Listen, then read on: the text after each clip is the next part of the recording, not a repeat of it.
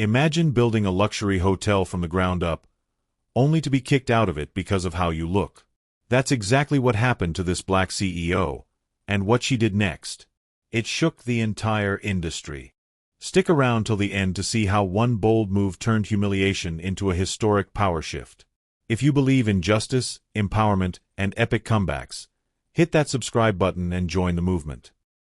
The rain had barely stopped when Alyssa Monroe stepped out of her black town car, luggage in hand, sneakers soaked from a quick stop at the construction site across town. No designer labels. No flashy entourage. Just the quiet confidence of a woman who built an empire from nothing. The doorman didn't flinch. He looked her up and down, hesitated, and then pointed vaguely toward the side entrance. She took a deep breath. Let it go, Alyssa. You're here to relax. She entered the grand lobby of the Monroe Regency, her crown jewel, a luxury hotel chain built with blood, brilliance, and a burning desire to prove every doubter wrong. She had designed this exact lobby. Every detail, the velvet textures, the gold lighting, the curated art, was her vision come to life. But none of that mattered when she walked up to the front desk. The receptionist, a young white woman with a tight bun and tighter attitude, didn't even look up. "Yes," she said curtly. "I have a reservation. Under Monroe." Alyssa smiled politely. The woman blinked, tapped her keyboard, then paused. "No record," she said flatly. "And you can't just walk in here expecting a room. We're fully booked." "I'm actually the—" The woman cut her off. "Ma'am, if you're lost or waiting for someone, you can wait outside. We've had incidents before." An awkward silence hung in the air. A few nearby guests glanced over. Alyssa's calm began to fray. "I'd like to speak with the general manager," Alyssa said, steady. The receptionist scoffed, turned to a colleague, and whispered something. Seconds later, two security guards approached. "Tall, armed," one of them said. "We're gonna have to ask you to leave, ma'am. Now." Alyssa's eyes narrowed, not with fear, but with the unmistakable fire of a woman who remembers everything. They didn't recognize her. Didn't know she was Alyssa Monroe, the CEO whose name was etched into the stone outside. They didn't care. In front of tourists snapping photos of chandeliers and businessmen sipping $40 bourbon, the black woman who built the hotel was escorted out like a trespasser. But Alyssa didn't shout, didn't plead. She stepped outside, pulled out her phone, and made one call.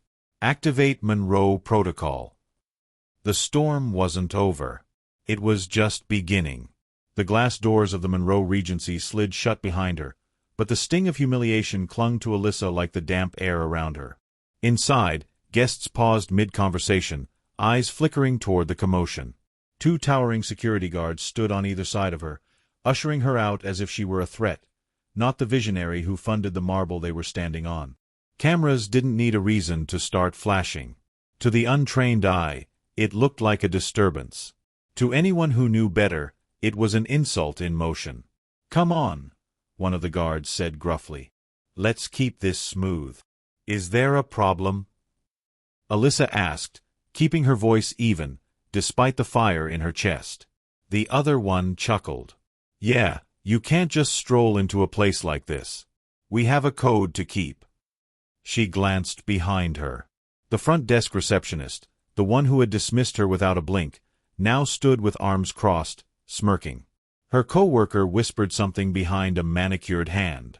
A few hotel guests snickered. One woman even said, "Why do they always try to act like they belong?" That word sliced through Alyssa like a knife. Not because it hurt, but because she'd heard it all her life. She just never expected to hear it here. Not in her hotel. Not in the place she'd built to be a sanctuary for people who never got the benefit of the doubt. Alyssa turned toward the concierge desk, where a young black man stood, his face twisted in conflict. He looked like he wanted to say something, to speak up. But fear held him in place. He'd probably worked hard to get this job. She knew that fear. She'd lived it once. As she reached the bottom of the marble steps, she turned and looked back, her eyes scanning every face that mocked her. 10 minutes ago, they thought she was a nuisance. 10 minutes from now, they'd be begging for a second chance. Alyssa's phone buzzed in her pocket. She answered without looking. "Monroe Protocol is live," said her assistant on the other end. "Lock them in," Alyssa replied calmly. "I want every system frozen before I walk back in." Because the difference between a guest and a queen? A queen owns the keys. Alyssa Monroe stood beneath the grand awning of her own hotel, the light rain misting around her, calm as a still lake. To passers-by, she looked like a woman rejected. But what they didn't know, what none of them knew, was that she wasn't locked out. She had just pressed the first domino. Inside, chaos began brewing in hushed waves. First, the front desk clerk tried checking in a high-profile guest, but her screen flickered, then went black. The reservation system froze. Room assignments disappeared. Phones began blinking red in every department. Down in the kitchen, orders jammed. Elevator panels glitched mid-floor. Panic buzzed in quiet corners. "Is IT working on something?" asked a manager nervously. Then the assistant GM's radio crackled. "All locks in Section B just reset. No one's keycard is working." The Monroe Protocol wasn't a threat. It was a failsafe, a digital lockdown built into every Monroe property in the world, reserved only for moments when ownership needed to retake total control.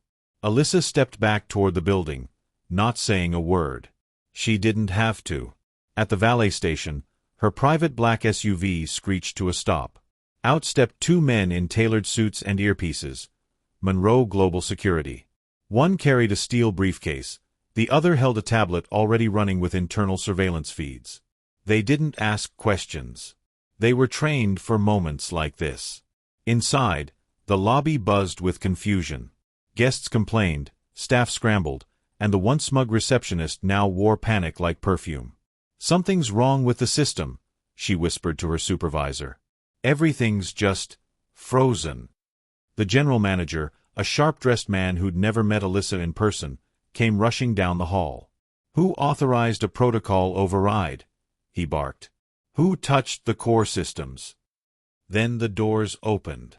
Alyssa entered, flanked by her security team. She didn't look angry.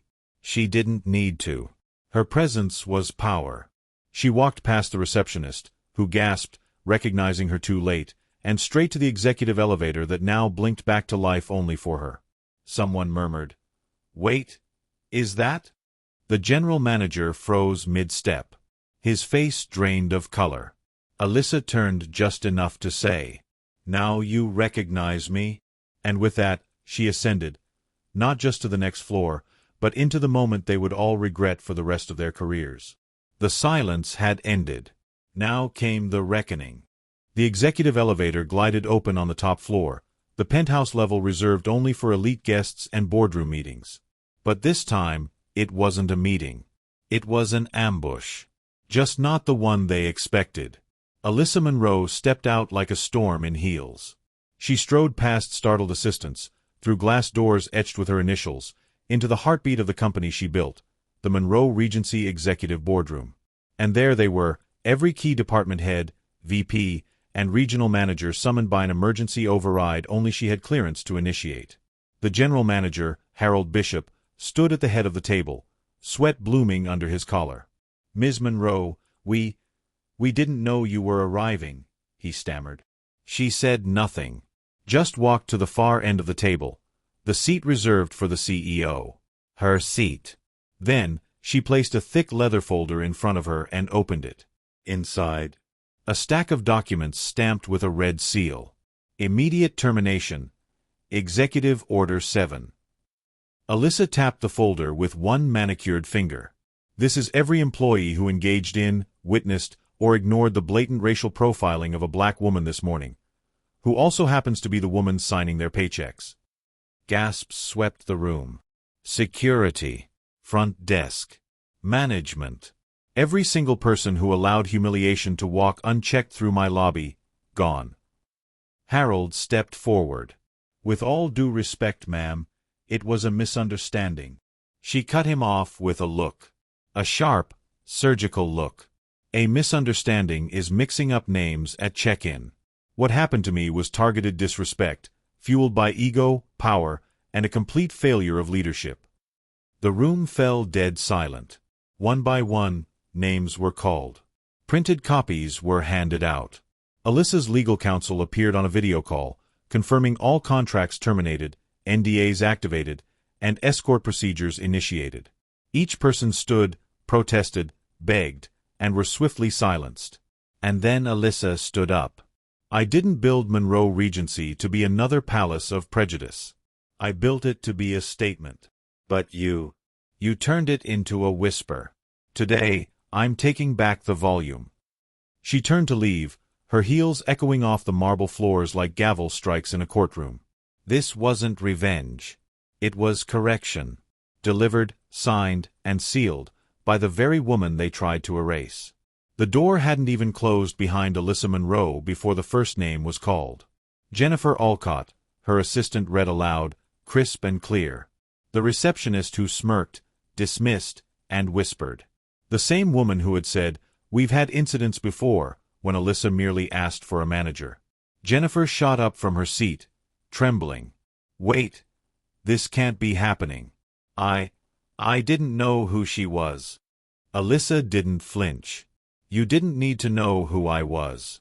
You just needed to treat me like I belonged." Security stepped forward. Jennifer clutched her clipboard like a life vest, but there was no saving her. The guards guided her gently but firmly toward the door. Her heels echoed down the hall, the sound of a career collapsing. Next came Marcus Fields, the senior concierge who'd looked away, who'd heard the slurs, the sneers, and said nothing. "I was scared," he said, eyes darting. "I couldn't lose my job." "You just did," Alyssa said quietly. Each name was like a drumbeat, one after the other. The smug front desk manager, the arrogant assistant general manager. Even Harold Bishop, the GM himself, couldn't escape the reckoning. He tried to defend himself with fake concern and corporate jargon. "I assure you, this isn't who we are." Alyssa raised an eyebrow. "You're right. It's not who we are. But it's who you are. And this hotel will no longer carry your reflection." He was gone before he could finish his apology. One by one, the rot was cut out. HR sat beside Alyssa, calm and coordinated. Legal on Zoom nodded as each termination was recorded. Everything was documented, signed, and locked. She wasn't just cleaning house, she was restoring dignity. A young intern stood in the corner, wide-eyed and silent. Alyssa turned to her, voice gentle. "You have nothing to fear. I saw the look on your face downstairs. You wanted to speak up, and next time, you will." The intern nodded, eyes welling. Alyssa looked around the now half-empty boardroom and said, "Leadership isn't built in resumes. It's built in moments. Today was one. And you all failed. This wasn't a tantrum. It wasn't ego. It was principle, enforced by the woman who refused to be erased in her own empire. Because when respect is denied, power doesn't whisper. It roars. Alyssa Monroe stood at the front of the boardroom, eyes steady, voice measured. "Before we move on, I want everyone to see exactly what I walked into this morning."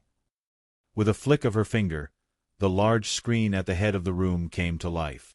The room dimmed, and the still image of the hotel lobby appeared, grainy yet clear. She pressed play. The footage began. Alyssa, in her travel-worn clothes, stepped through the revolving doors. The same woman standing in front of them now. But on that screen, no one recognized her. No one respected her. No one even asked her name. The receptionist barely looked up. The audio kicked in. "We've had incidents before. You can wait outside." The room shifted uncomfortably. Then the security footage rolled on, the guards flanking her, escorting her out like a criminal. The staff snickering behind the desk. The concierge watching in silence. A manager laughing as he turned away. It wasn't just cold professionalism. It was mockery. It was profiling. It was humiliation, in her own house. When the footage ended, silence took over like fog. No one moved. No one breathed. Alyssa turned, slowly, surveying every face in the room. Some were red with shame. Others stared at the table. One man quietly wept. "I didn't come here for vengeance," she began. "I came here to see if anyone in this building remembered why we exist in the first place." She pointed to the Monroe emblem on the wall. This brand was never about chandeliers or Michelin star menus. It was about safety, elegance with equity, a place where we belonged, where our stories were respected. And instead, I was treated like trash at the door. A young black employee, seated in the back, slowly raised his hand. "Ms. Monroe, I just want to say thank you. I joined this company because I believed in what it stood for. I thought I was alone today."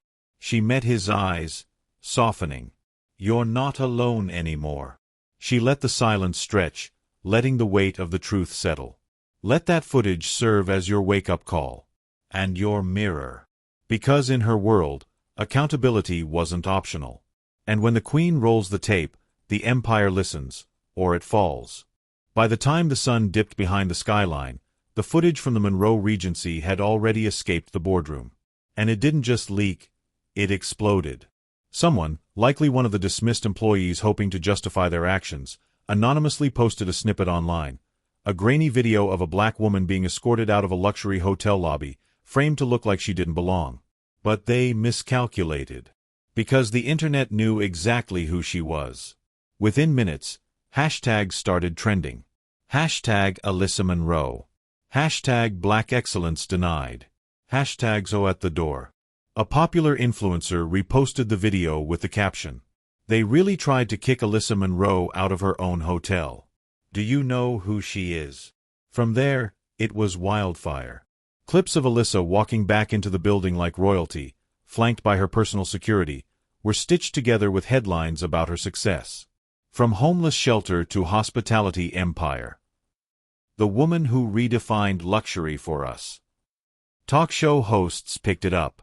News anchors ran segments calling it a blinding display of systemic bias. Civil rights attorneys praised her composure. Even celebrities chimed in.